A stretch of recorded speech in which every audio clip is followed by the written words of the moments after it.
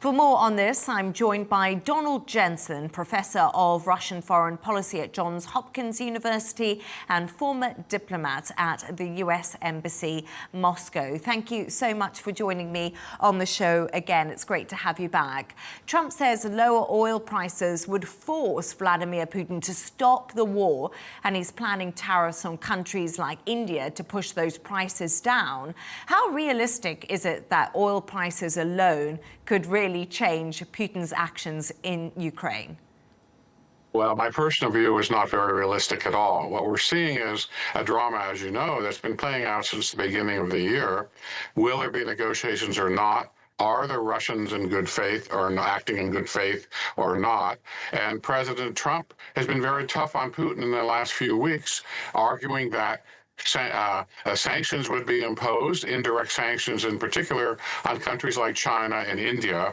And we have two problems here. One is that I don't think the Kremlin is likely to change its behavior based on a rise in the oil prices. And second, President Trump is wants to deal with India and China economic and trade issues. And that means there's going to be let's say, a market break on the kind of action he may want to do otherwise. So it's going to be a very interesting meeting. I don't expect a lot of positive results, and it has this background not only about energy, as you said, but also this remarkable talk about nuclear weapons in the past few days, which I think has caught a lot of observers by surprise. And let's just touch on those talks about the nuclear weapons, actually. I was just thinking about this, Donald. The Kremlin has used the word emotional after President Trump redeployed 2 nuclear submarines closer to Russia.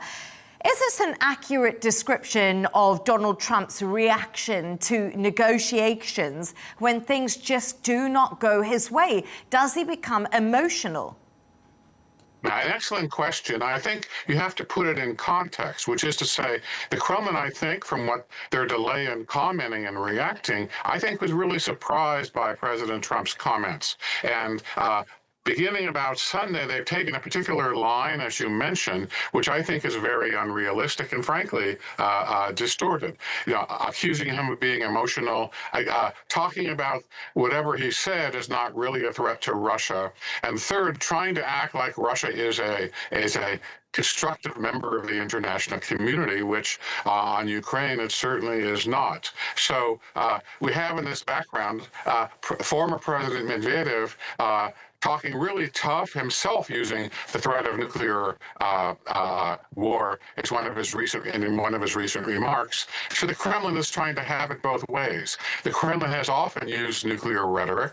The Kremlin has often used Medvedev as sort of a attack dog to make Putin look more reasonable. So I think we have to put this in the broader context of Russia's, let's call it, information warfare on the eve of these negotiations. So again, it's both more and less than it seems, and I think we should not forget for an instant that the Kremlin is playing hybrid informational operations, propaganda operations in the run-up to the summit later this week.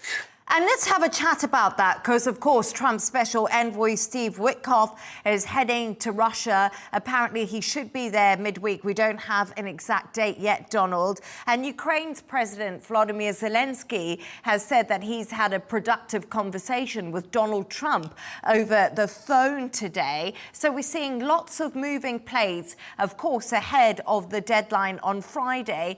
Do you think we're closer to a ceasefire deal than ever before? Or is it just more talks about talks and we won't get anywhere?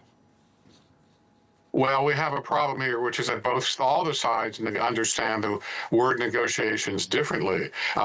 President Zelenskyy and President Trump very much want constructive, meaningful peace talks. And I think Zelenskyy and Trump are both on the same side on that. The Kremlin is actually saying, no, wait a minute, we will sit down and talk. And if you see his advisor, Peskov, Putin's advisor, Peskov's comments, they will do it on the understanding that the so-called preparatory work is completed first. What does that mean? That means that Putin is not budging at all on negotiations or on the issue of sitting down even.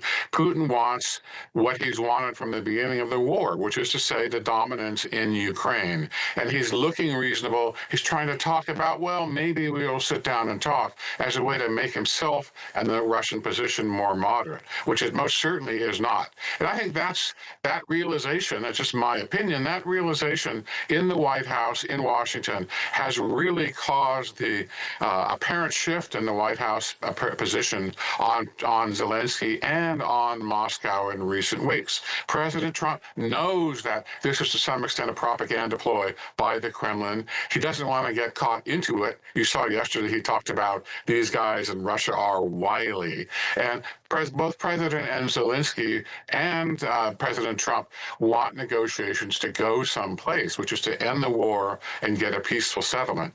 By all accounts, Russia is not interested in that. Russia continues to bombard cruelly Ukrainian civilian targets, hospitals, schools, apartment buildings. And that, more than anything else, suggests that not much will probably happen on Friday. I would remind you that, as well, point out that according to President Trump last Friday, the Russians asked for Envoy Witkoff to be the representative of the United States. I think Envoy Witkoff has been criticized, particularly in February, about his lack of experience, perhaps unfairly. And I think the Russians see him as an easier mark, as they say in English, rather than some of the other people in the White House. And so this all looks to me like a setup for the Kremlin to score some propaganda points without anything really happening substantively on the ground. Donald Jensen, it's always a pleasure to have your insights and analysis. Thank you for joining us.